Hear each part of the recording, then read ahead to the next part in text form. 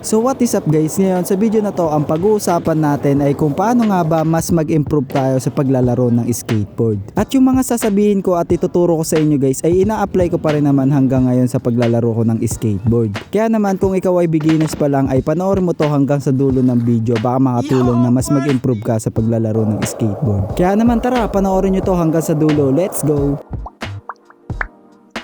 So ngayon guys ay pag-uusapan na natin ng 10 paraan para mas mag-improve tayo sa paglalaro ng skateboard kung tayo ay beginners pa lang. Ang una sa ating listahan guys para mas mag-improve tayo sa paglalaro ng skateboard ay board control. Kaya kung beginners ka pa lang guys ay mag-focus ka lang muna talaga sa board control guys, no? Mag-practice ka lang muna mag-rides ng mag-rides hanggang sa maging komportable ka sumakay sa skateboard. Mag-practice din tayo kagaya ng manual at nose manual para magkaroon tayo ng mas magandang board control. Mas maganda rin na practice natin ang switch at nollie. Kagaya ko guys, ginagawa ko pa rin talaga yung mga switch ride kagaya nito. At saka nagtitricks rin ako ng mga switch at saka nollie para magkaroon ako ng mas magandang board control sa skateboard. Pangalawa, mag-stretching muna tayo bago tayo maglaro ng skateboard. Mas maganda talaga guys na mag-stretching muna tayo bago tayo mag-skateboard para naka-ready na yung buto at muscle natin at maiwasan natin yung mga injuries. Okay lang naman guys, kahit mga saglit lang 5 minutes na stretching lang guys bago mag-skateboard ay okay na yun guys. Pangatlo, i-consist nyo muna lahat ng mga basic tricks na nagagawa ninyo sa skateboard. Kagaya ng ollie, frontside 180, backside, front shove, pop shove, heel flip, kick flip, diba? Consistin nyo lang muna talaga yung mga basic tricks na magagawa ninyo sa skateboard.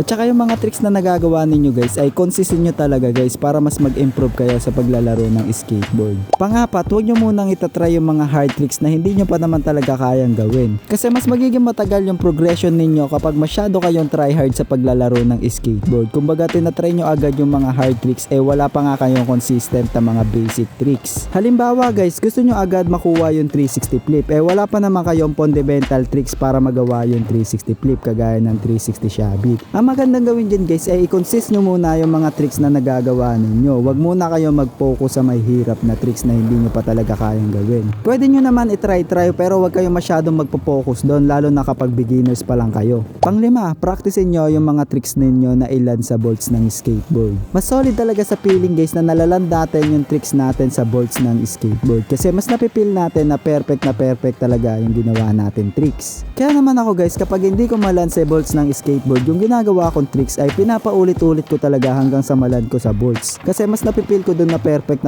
talaga yung ginawa kong tricks. Ang maganda dyan guys, kapag nalaland natin yung tricks natin sa bolts ng skateboard guys ay nagiging mukha siyang malinis guys, mukhang STC, diba? Pang-anim, itry natin yung mga tricks natin ng medyo mabilis yung under natin sa skateboard. Para sa akin guys, mas maganda rin talaga na itry natin yung mga tricks natin ng medyo mabilis. Huwag naman yung sobrang bilis guys, no? Kasi parang tatanggalin natin yung comfort zone natin sa pag-skateboard guys kasi medyo mabilis yung under natin. Pero ang kagandahan dyan guys ay magiging mas confidence tayo na itry natin yung mga tricks natin kahit medyo mabilis. At magiging mas komportable tayo mag-tricks kahit medyo mabilis yung under ng skateboard natin, diba? Sa katotohanan nga niyan guys ay ito yung pinapractice ko ngayon sa pag-skateboard guys. Kasi ngayon tinatry ko talaga na mabilis yung under ko tsaka ako magti-tricks kasi para mas maging confidence ako sa pag-skateboard. Para mas komportable ako mag-tricks kahit mabilis yung under ko, diba? Sabi ko nga kanina. Pang-pito, mag-practice din tayo sa mga obstacle. Practicein na rin natin yung mga basic tricks sa mga obstacle kagaya ng rail o kaya ledge. Para din mas dumami yung tricks na magagawa natin sa skateboard, hindi lang sa flat ground pati din sa mga obstacle.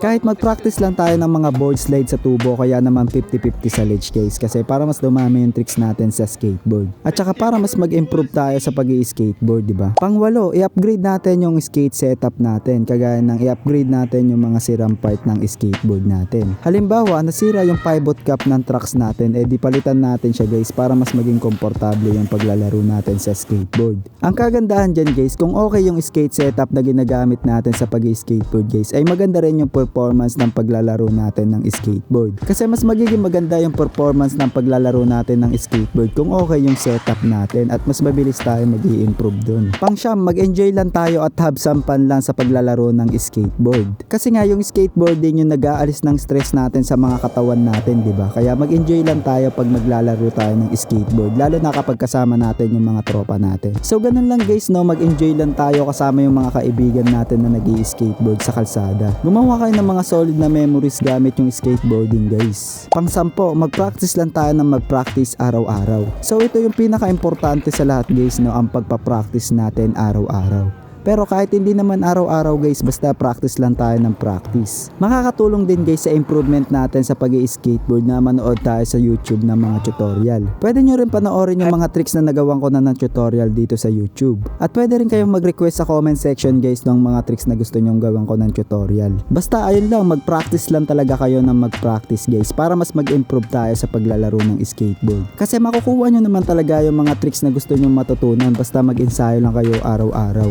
So ayun lang yung 10 paraan para sa akin guys para mas mag-improve tayo sa paglalaro ng skateboard. Pero meron pang iba dyan kagaya ng wag natin ikumpara yung sarili natin sa iba guys, no? So ayun lang guys, dito na magtatapos ang aking munting video. Maraming salamat sa panonood ninyo. Peace and love. Bye bye.